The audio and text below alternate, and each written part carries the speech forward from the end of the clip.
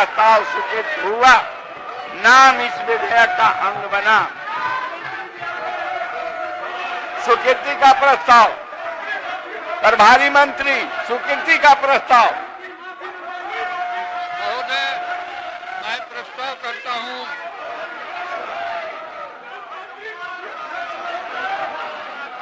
बिहार लोकायुक्त। महोदय, मैं प्रस्ताव करता हूं कि बिहार लोकायुक्त संशोधन विधेयक 2022 स्वीकृत हो। महोदय, बिहार लोकायुक्त अधिनियम 2011 की धारा 1 में लोकायुक्त के नियुक्ति के संबंध में चयन समिति का प्रावधान है। उपरोक्त धारा 4(1) में एक सदस्य के रूप में आसन्न उत्तरजीवी बहिर्गामी लोकायुक्त का प्रावधान है। CWJC संख्या 17,245 जो 2015 में माननीय उच्च न्यायालय ने दिनांक 5/4/16 को पारित आदेश में यह व्यवस्था दी कि आसन्न उत्तरजीवी बहिर्गामी लोकायुक्त का तात्पर्य लोकायुक्त अधिनियम 2011 को लागू होने के पूर्व के लोकायुक्त है, जो उस समय न्यायमूर्ति CN प्रसाद थे। इस कारण यह बाध्यता हो गई थी कि भविष्य में किए जाने वाले सभी चयन समिति में न्यायमूर्ति CN प्रसाद ही एक सदस्य के रूप में रहेंगे। इसमें बहुत सारी कठिनाइयां आती थी, इसलिए महाधिवक्ता की राय लेकर के ये निम्नलिखित संशोधन किए गए कि आसन्न उत्तरजीवी बहिर्गामी लोकायुक्त की जगह आसन्न पूर्ववर्ती उत्तरजीवी अध्यक्ष द्वारा प्रस्थापित किया जाएगा। अतः मैं अनुरोध करता हूं सदन से कि इसे पारित करने की कृपा की जाए।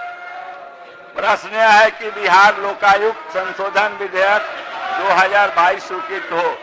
जो इसके पक्ष में है वे हाँ कहें, जो इसके विपक्ष में है वे ना कहें। मैं समझता हूं कि पक्ष में बहुमत है, पक्ष में बहुमत है। प्रस्ताव स्वीकृत हुआ। बिहार लोकायुक्त संशोधन विधेयक 2022 स्वीकृत हुआ।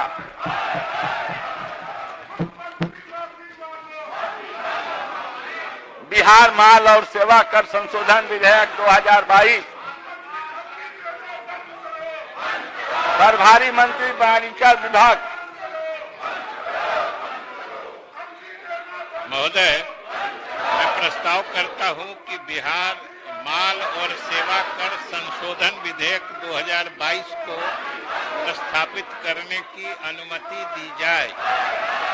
प्रश्न है कि बिहार माल और सेवा कर संशोधन विधेयक 2022 को पुनर्स्थापित करने की अनुमति दी जाए। जो इसके पक्ष में वे हाँ कहें, जो इसके विपक्ष में वे ना कहें। मैं समझता हूं कि पक्ष में बहुमत है, पक्ष में बहुमत है। पुनर्स्थापित करने की अनुमति दी गई। प्रभारी मंत्री। महोदय, मैं इसे पुनर्स्थापित करता हूं।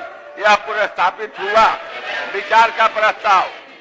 प्रभारी मंत्री। मैं प्रस्ताव करता हूं कि बिहार माल और सेवा कर संशोधन विधेयक 2022 पर विचार हो। जनमत जानने का प्रस्ताव।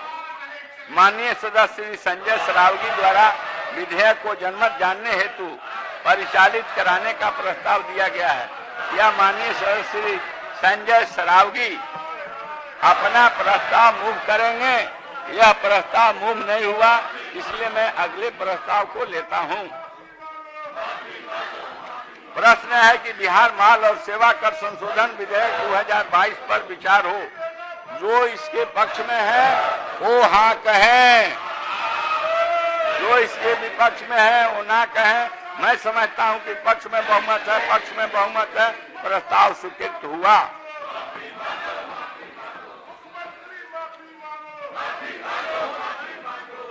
अब मैं खंडशः लेता हूं। खंड 2, 3, 4, 5, 6, 7, 8, 9, 10, 11, 12, 13, 14, 15, 16, 17, 18, 19 एवं 20 में कोई संशोधन नहीं है। प्रश्न है कि खंड 2, 3, 4, 5, 6, 7, 8, 9, 10, 11, 12, 13, 14, 15, 16, 17, 18, 19 एवं 20 इस विधेयक के अंग बने। जो इसके पक्ष में है वो हाँ कहें, जो इसके विपक्ष में वो ना कहें। मैं समझता हूं कि पक्ष में बहुमत है, पक्ष में बहुमत है। प्रस्ताव स्वीकृत हुआ। खंड 2, 3, 4, 5, 6, 7, 8, 9, 10, 11, 12, 13, 14, 15, 16, 17, 18, 19 एवं 20 इस विधेयक के अंग बने। प्रश्न है कि खंड 1 इस विधेयक का अंग बने।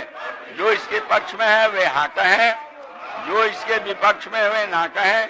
मैं समझता हूं कि पक्ष में बहुमत है, पक्ष में बहुमत है, प्रस्ताव स्वीकृत हुआ। खंड 1 इस विधेयक का अंग बना। प्रश्न है कि प्रस्तावना इस विधेयक का अंग बने।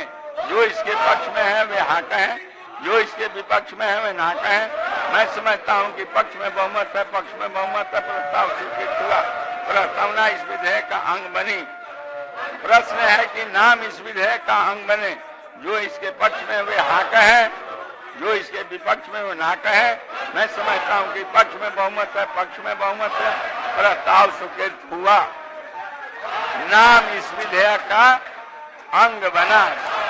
स्वीकृति का प्रस्ताव प्रभारी मंत्री महोदय, मैं प्रस्ताव करता हूं कि बिहार माल और सेवा कर संशोधन विधेयक 2022 स्वीकृत हो। महोदय, सरकार ने इस संशोधन को सदन में इसलिए प्रस्तुत किया है कि सभी जानते हैं कि वर्ष 2017 से माल और सेवा कर जो नए ढंग से अलग सभी तरह के करों को मिला के राज्यों की सहमति से बनाई गई है और इसके तहत जो CGST है, central GST goods and services tax अधिनियम है, वो भारत सरकार उसके तहत काम करती है और उसी के हिसाब से हम लोग राज्यों में भी, बिहार में भी हम लोगों ने SGST एक्ट बनाया है, जो स्टेट लेवल का उसी का एक तरह से ये छाया प्रति होती है। तो समय समय पर जो GST काउंसिल है, जिसमें सभी राज्यों के प्रतिनिधि रहते हैं और केंद्र सरकार के वित्त मंत्री अध्यक्षता करते हैं, उसमें जो प्रस्ताव आते हैं उस पर विमर्श करके इस एक्ट में, CGST एक्ट में संशोधन का प्रस्ताव दिया जाता है और उसी के तहत जो बिहार फाइनेंस एक्ट, जो फाइनेंस एक्ट भारत सरकार ने पास किया है इसी वर्ष, उसके कॉरेस्पॉन्डिंग माने उससे मिलता जुलता संशोधन हम लोगों को अपने भी जो राज्य माल एवं सेवा कर है उसमें करना आवश्यक, तभी उसका पूरा टैक्स कलेक्शन में हम लोगों को सुविधा हो पाएगी। उसी के तहत हम लोगों ने इसमें संशोधन लाया है, जिसमें मूल रूप से 2-3 चीजें हैं महोदय। कि पहला तो जो एक इनपुट क्रेडिट सिस्टम का प्रावधान किया गया है एक्ट में, कुछ व्यवसायियों द्वारा उसके तहत नाजायज फायदा उठाया जाता था। तो किन लोगों को क्रेडिट दिया जाएगा, कैसे व्यवसायियों को, उसकी शर्तों में कुछ परिवर्तन किया गया है। उसके शर्तों की संख्या बढ़ाई गई है, क्योंकि आए दिन शिकायतें मिल रही थी कि इसका नाजायज फायदा लोग उठाते हैं। तो इसलिए किस परिस्थिति में हम व्यापारियों को या करदाताओं को क्रेडिट की छूट या सुविधा उपलब्ध कराएंगे, उसके शर्तों में हम लोगों ने विस्तार किया है। पहला तो ये है। दूसरा, जो कैंसिलेशन से संबंधित है, जो कैंसिलेशन, जैसे किसी का जो GST रजिस्ट्रेशन है वो कैंसिल किन परिस्थितियों में होगा, ये उसमें परिवर्तन किया गया है। क्योंकि पहले सिस्टम था कि 1 महीना 3 महीना पर देना था और साल में 4 बार देना पड़ता था, और ये था कि कम से कम 3 बार डिफॉल्टर होने पर ही कार्रवाई की जाएगी। जो कैंसिलेशन की है, मतलब 3 साल अगर वो लगातार गड़बड़ करेंगे तब हम उन पर कार्रवाई कर पाते। अब जो संशोधन हुआ है महोदय, उस संशोधन के हिसाब से अब जो उनको साल भर में जो रिटर्न देना है, जो रिटर्न भर के टैक्स जमा करना है, अगर वो अपने नियत समय पर नहीं देते हैं तो सिर्फ 3 महीना इंतजार करके उनके रजिस्ट्रेशन के कैंसिलेशन की कार्रवाई की जाएगी। इससे करदाताओं में जो लगातार 3 साल तक कर वंचना या अपवंचना करते रहते थे, इवेजन करते रहते थे, उसमें कमी आएगी। और दूसरा महोदय, उनके हित में भी एक संशोधन किया गया है कि जो पहले तो जो बिक्री करते थे उसका हिसाब देते थे, फिर रिटर्न भरते थे, फिर टैक्स जमा करते थे, और इसमें वो लोग जम्बलिंग बहुत कर देते थे महोदय, कि न बिक्री का हिसाब दिया, न क्या खरीदा क्या बेचा इसका हिसाब दिया, और सीधे टैक्स जमा कर देते थे। अभी पिछले महीने का रिटर्न बाकी है, अगले महीने का जमा कर दिया। तो इस तरीके से जो इसमें व्यतिरेक या विसंगतियां आती थी, जो डिस्क्रिपेंसीज होते थे, उसके कारण विभाग को परेशानी होती थी और कर अपवंचना की स्थिति की संभावना ज्यादा रहती थी। तो उसको रेगुलराइज करने के लिए, उसको क्रमशः और क्रमबद्ध तरीके से नियंत्रित करने के लिए ये तीसरा संशोधन है कि वो जो उनसे अपेक्षित है कि पहले अपने खरीद बिक्री का ब्यौरा दे दें, फिर अपना रिटर्न दाखिल करें, तब अपना टैक्स दाखिल करें, और जो पहले का बाद में दे रहे हैं और आगे का पहले दे रहे हैं, इस सब तरह की जो बातें होती थी उसको रोकने के लिए ये वो क्रमबद्ध ढंग से ही कर पाएंगे, इसकी व्यवस्था की गई है। तो महोदय, ये तीनों काफी उपयुक्त संशोधन हैं। और जैसा कि हमने कहा कि सीजीएसटी एक्ट जो भारत सरकार बनाती है, और उसी के मिरर इमेज की तरह हमारा एसजीएसटी एक्ट होता है, उसके हिसाब से ही हम लोग बनाते हैं, क्योंकि कर संग्रहण का तरीका 2017 से जीएसटी लागू होने के बाद बिल्कुल बदल गया है। अगर दोनों समरूप ढंग से नहीं चलेंगे तो हर जगह असुविधा होगी।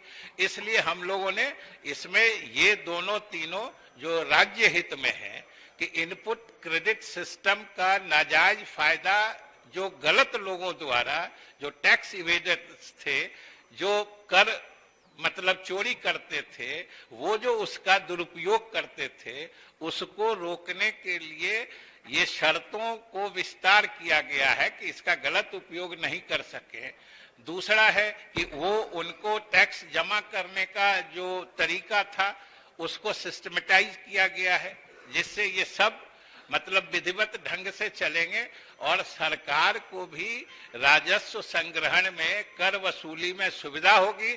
और जो सही व्यवसायी हैं, जो सही ढंग से काम करना चाहते हैं, सही ढंग से व्यापार भी करते हैं और सही ढंग से जो उनके द्वारा करों की देयता है वो भी करना चाहते हैं, उनको भी महोदय सहूलियत मिलेगी। तो जो अच्छे करदाता है, जो वाजिब करदाता है, जो सच्चे करदाता है, उनको भी सहूलियत मिलेगी और सरकार को भी राजस्व संग्रहण में सुविधा मिलेगी। इसीलिए हम लोगों ने ये संशोधन सदन की स्वीकृति के लिए आज यहाँ पेश किया है। और अध्यक्ष महोदय, हम आपके माध्यम से सदन से अनुरोध करेंगे कि इसे सर्वसम्मति से स्वीकृत करने की कृपा करें।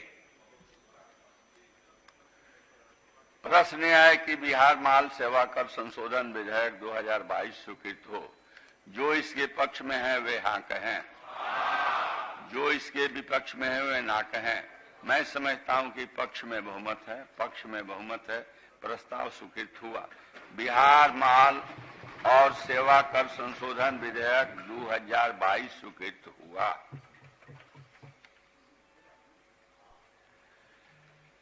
माननीय सदस्यगण, आज दिनांक 14 दिसंबर 2022 के लिए स्वीकृत निवेदनों की कुल संख्या 25 है।